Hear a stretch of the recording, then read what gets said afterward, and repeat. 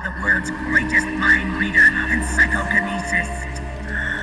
I'll start by reading your personality, or rather, your past. That's right.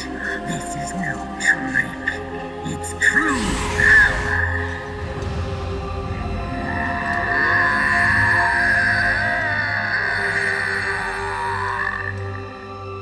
What? Where is your data? Where is it saved? There's no memory card. Damn, your skills have improved, or rather, your hardware. How about this, then?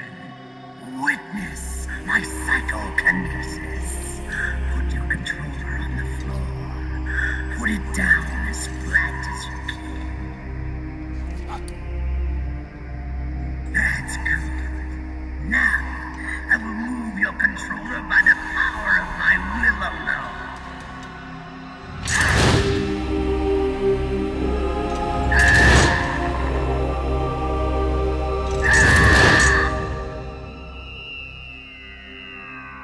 What? No vibration either? No more massages for you, then.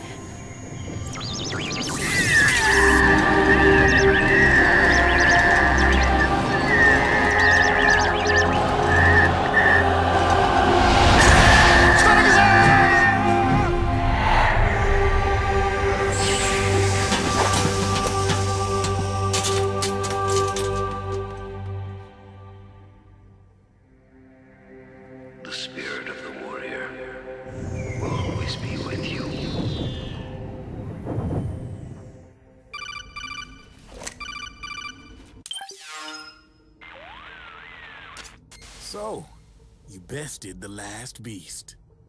That doll you just picked up lets you manipulate anybody who's got nanomachines in them. Sounds like something the devil's cooked up, if you ask me.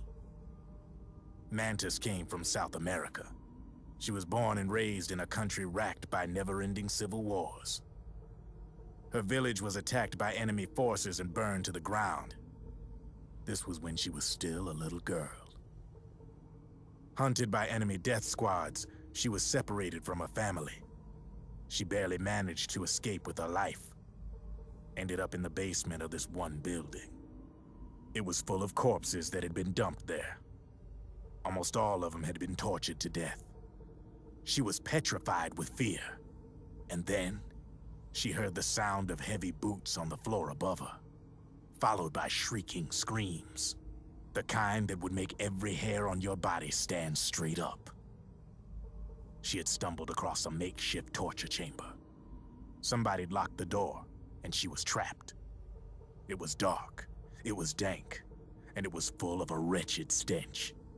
She couldn't sleep with the screams of torture victims all around her. All she could do was sit curled up in one corner of the room, trembling. A week passed. Then 10 days. She managed to keep hydrated by drinking the filthy water pooled up on the floor, but there was no food. Being trapped in that kind of place, half crazy from hunger, did a serious number on her mind. Did you know female mantises eat their mates? The screams went on day and night. She covered her ears, but it didn't help. And then, she was saved.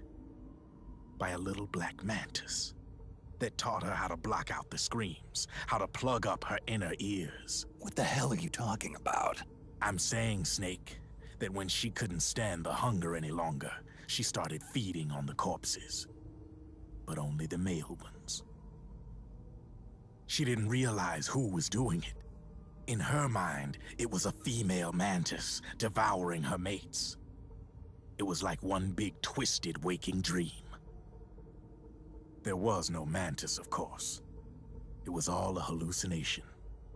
Nothing more than some story spun by another person she'd created inside. Her unstable mind was what made her so vulnerable. Later, they ripped out what was left of her psyche with drugs and hypnosis and implanted the persona of Psycho Mantis. It wasn't her will that controlled the B&Bs. It was Psycho Mantis, half assimilated into her soul, pulling the strings. Screaming Mantis was just another puppet. Anyway, she survived several weeks down in that hellhole and finally got back to the surface. But the screams in her head didn't subside. They would always be with her. Only this time, they weren't real. The inner earplugs didn't work anymore. The black mantis had disappeared. There was no place left to escape. Which is why she was always screaming, to drown out the ones in her own head. But it's over now. You freed Mantis from that dark nightmare. The last of them beasts. You got it, pal. Well, I'm done playing storyteller for a while. Now get going. GW's waiting. And this time, you get to make up the ending.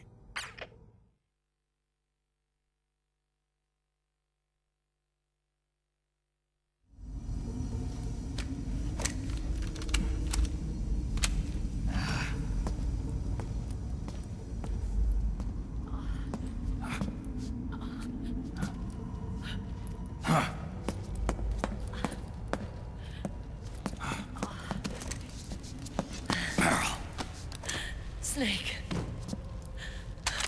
Where's Johnny?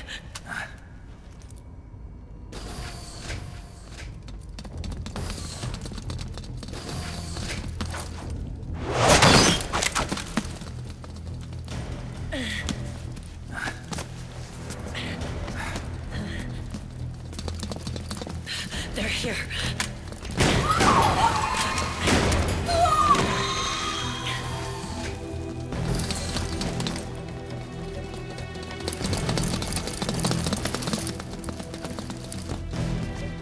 Without me. This time, I'll protect you. Go. Destroy DW while there's still time. While I'm still alive. Meryl.